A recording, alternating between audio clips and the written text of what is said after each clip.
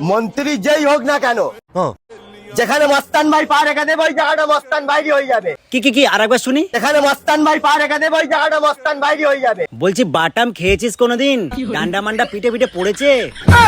যেখানে মোস্তান ভাই পা রাখবে সেই জায়গাটা মোস্তান ভাইয়ের হয়ে যাবে। পরের দিন ও নুলো হয়ে ঘুরে বেড়াবে, হাঁটার জন্য ওর পা থাকবে না। আরে ভুলভাল মা ডায়লগ ফাইলগ মারতে আসিস না। করুক তো বিশ্বভারতীতে, কত হিম্মত একবার দেখি। যেখানে পা রাখবে সেকেন্ডে মোস্তান ভাইয়ের হয়ে যাবে। আমার বাড়ির আবদার পেয়েছিস, সুটিয়ে লাল করে দেবো, নোংরামি বার করে দেবো। ওরে মোস্তান, তুই আলাগ করে এই সব চুলোর বাসস্থান, নইলে তোর লাইফে আসতে চলেছে কালবৈশাখী ঝড়ের স্থান।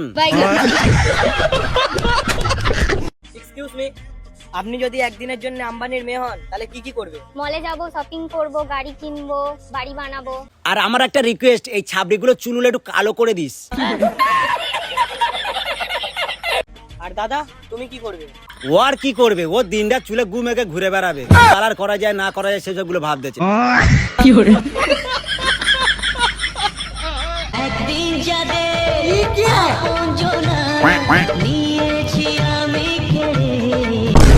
মারা এটা আবার কি মাছ, কাতলা নাকি কুমির?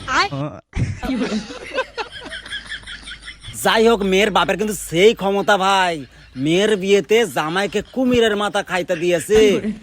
না না না না না, কুমিরের মাথা নয়, এ মারা সিওর ডাইনোসরের মাথা।